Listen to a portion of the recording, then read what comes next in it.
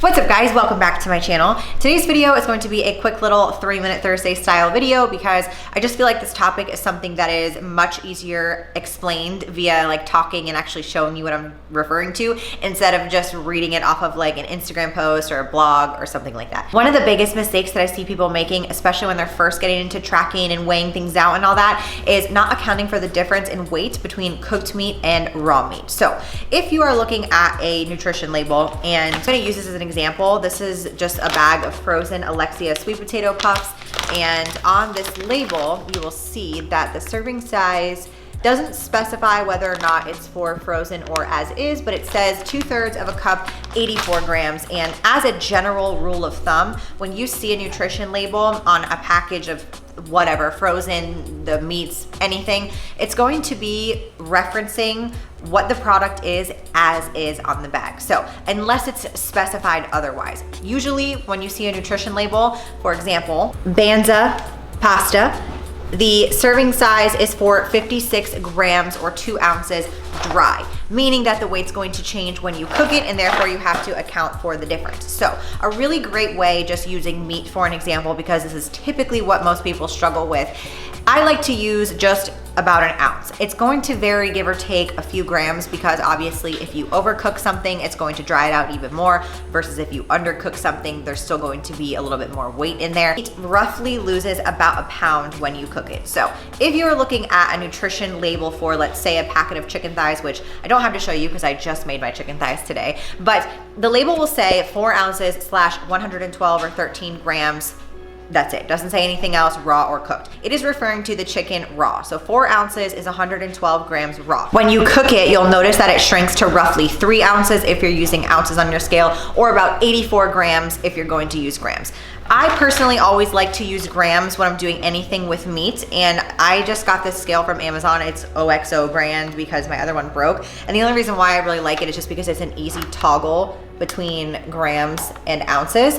So when I'm cooking meat and I'm going to want to log and consume 4 ounces of meat, I'm going to actually want to weigh out 3 ounces or 84 grams and then go ahead and log in MyFitnessPal 4 ounces because of the loss of weight that you're cooking with the meat. You're still consuming 4 ounces, but a lot of times what will happen is people will weigh out 4 ounces on the scale and then log 4 ounces, not accounting for the cooked weight.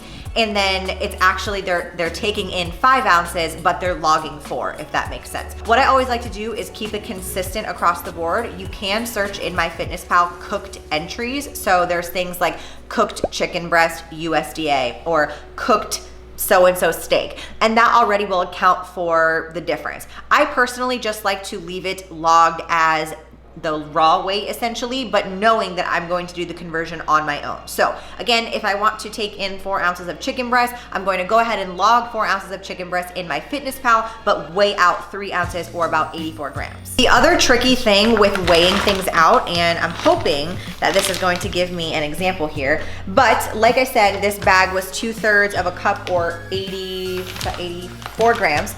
So as you can see, when I logged it here, I'll pop it up for you.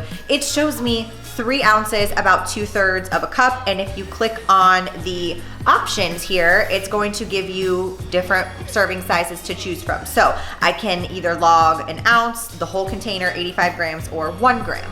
Now, unfortunately, some things that you will find in MyFitnessPal will not give you the alternate option of logging 1 gram. So let's say, for example, I wanted to personally eat 100 grams of these sweet potato puffs. The easy way to do it in MyFitnessPal for this specific entry is to just press 1 gram and then change the number of servings to 100, which would then automatically show you what the macros are for that serving. However, sometimes you'll see things in MyFitnessPal where you go to log it and it only gives you the option of 2/3 of a cup or 1 container, something like that. The way that you would go about doing that if you wanted to log based on grams, which I always advise doing because that's another mistake that I see a lot of people do, is either using physical measuring cups to log things, because if you were to go ahead and log 2/3 of a cup of this and just scoop out a 2/3 of a cup measuring cup, I would be willing to bet that it would weigh more than 84 grams. Anything goes for peanut butter, anything where it's really easy to scoop out more than it actually is, you know? So let's say, for example, that this in MyFitnessPal didn't give you the option to put in 1 gram. What you would do, because you know the nutrition label has 2/3 of a cup, which equates out to 84 grams. So if I wanted to, let's say, have 100 grams, all you're gonna do is open your calculator and you know essentially, well, I don't know this all the time. Sometimes with math, it's good. I know that 100 grams of something is going to be about 1.3 servings of this. So it's 109 grams. What I would do then, if I don't have the ability to go into MyFitnessPal and type in 109 grams, because whatever entry it is doesn't allow that, you can then just change it to, and I'm gonna use this one as an example, we're just gonna pretend that it doesn't have the other options. Let's just say that it did only give me this 3-ounce option. You're gonna then go 1.3 of that serving, because we know that 1.3 times 84 is about 109. So I hope that makes sense if you come across these entries where you go to log them in MyFitnessPal and you're like, oh my gosh, there's no other way to do this and I don't know how to make it equal, or I don't know how to make it 100 grams. You can just reference the nutrition label, and it takes a little bit of math, but it's really not that difficult. So another thing I see people struggling with is pasta and rice.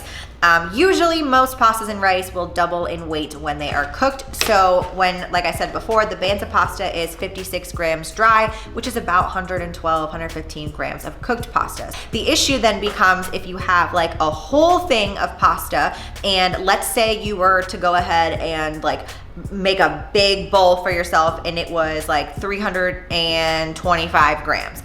In order to find out how many servings of the single serving Banza pasta it would be, all you would do is divide that cooked weight by the cooked weight of 1 serving. So if you know that Banza pasta is 56 grams, translated into about 112, all you would do is 325 divided by 112, and that's 2.9, or roughly 3 servings of the pasta. I hope that one makes sense. I feel like with pasta and rice, it can sometimes be difficult because a lot of those entries don't give you the option of logging cooked grams. It only lets you log it raw. So in that scenario, or dry, I mean, in that scenario, it's easy to know, or it's helpful, I should say, to know the conversions between the dry rice and the dry pasta versus the cooked pasta and cooked rice. So I hope this little video helps in some way.